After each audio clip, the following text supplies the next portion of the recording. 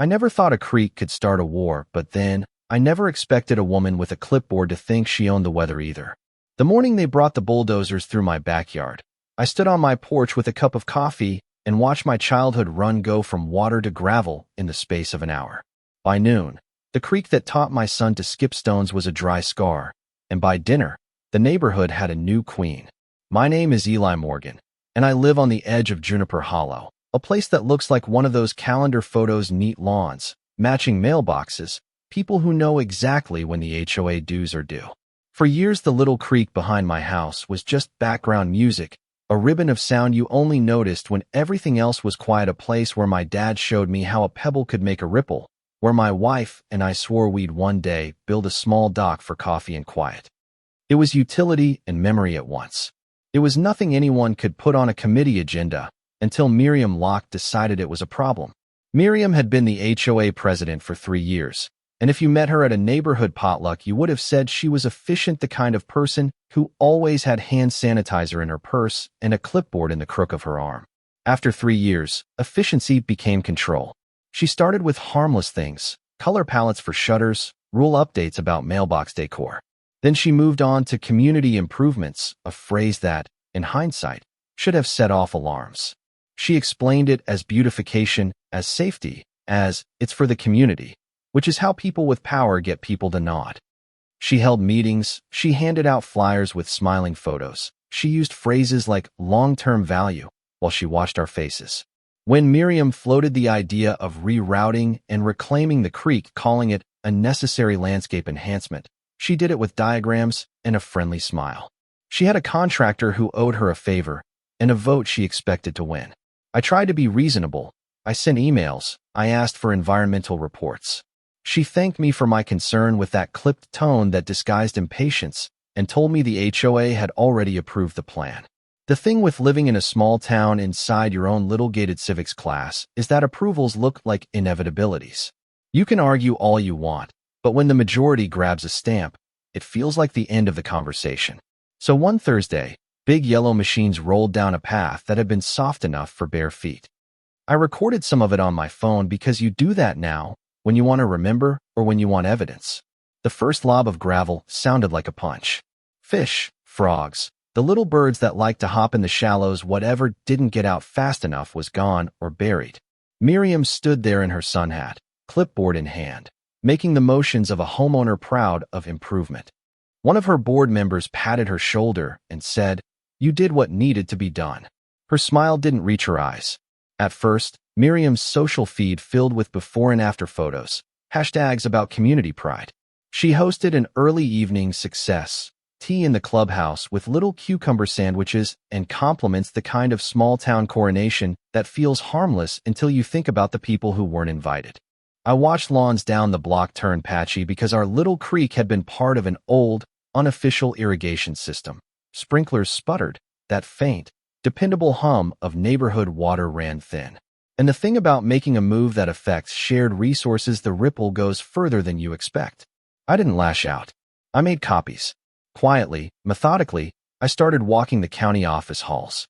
There is a particular kind of hush in public records offices, the way time seems to slow when you step into a room full of maps and official stamps. I found an old stormwater plan, a utility easement line, a dotted blue mark that said, plainly, this waterway was part of a municipality drainage plan. The creek wasn't just a pretty spot. It fed a retention pond 2 blocks down. It kept a road from washing out during heavier rains. In the margins were signatures and dates, thin ink that didn't care who wanted a nicer lawn. Once I had the documents, things changed. There's a certain power in respectability and having facts that don't bend when someone frowns. I began by dropping copies into the hands of a couple of neighbors who had been quiet, the kind who preferred gardening to meetings, but who also loved their homes.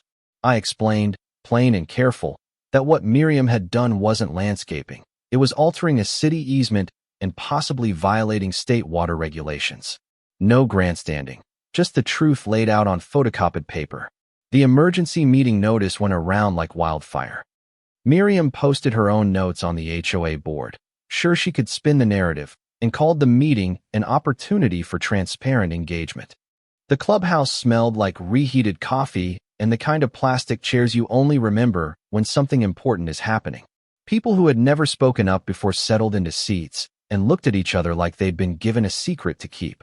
Miriam stood at the front with her clipboard and a practiced smile, ready to deliver the conclusion she had already decided on. I asked to speak. I didn't shout. I cleared my throat because I wanted my voice low and steady like the creek had always been. I set the county maps on the conference table, and I watched faces when they saw the dotted blue line, the signature in the margin, proof that this wasn't just about aesthetics.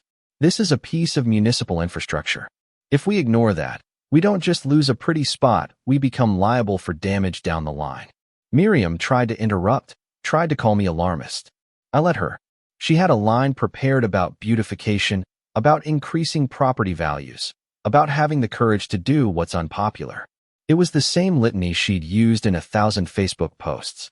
Then Mrs. Alvarez, who taught second grade down the street and whose house had a fence that looked like it belonged in a storybook, stood up and said, "My basement flooded once after a storm." That creek helped with that. She didn't say it with fury, she said it like someone remembering the smell of mildew. Behind her, Mr. Chun, who ran the deli on Main, said he'd been paying extra for city water since the creek stopped feeding their irrigation. Little details, practical things, not political theater. The tone in the room shifted.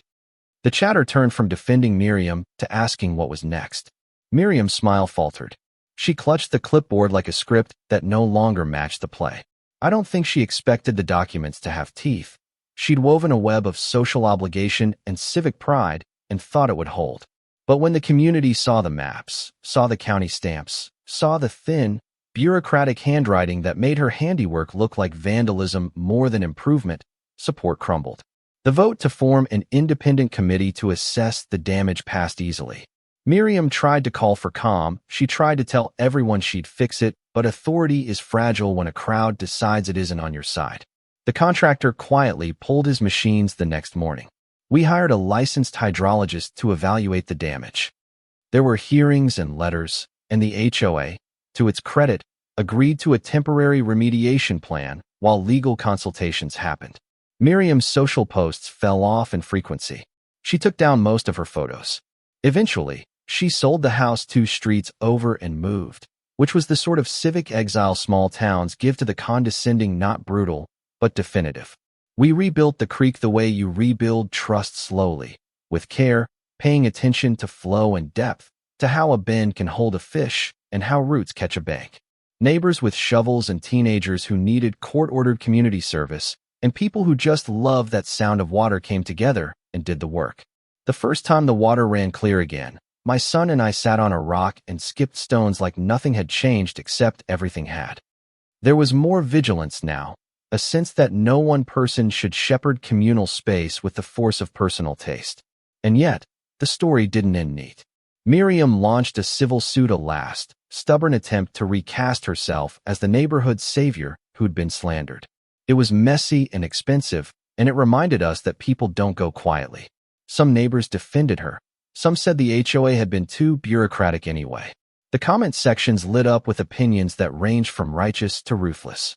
Miriam wasn't a cartoon villain. She was a meticulous woman who mistook process for morality. I wasn't a hero. I was a man who'd spent enough afternoons by that water to care enough to show up. The rage that gripped me when the first bulldozer came was real, but it was my love for a place and a stubbornness about fairness that kept me going. Was the creek worth fighting for? Who really owns a neighborhood, the person with a clipboard or the people who live there?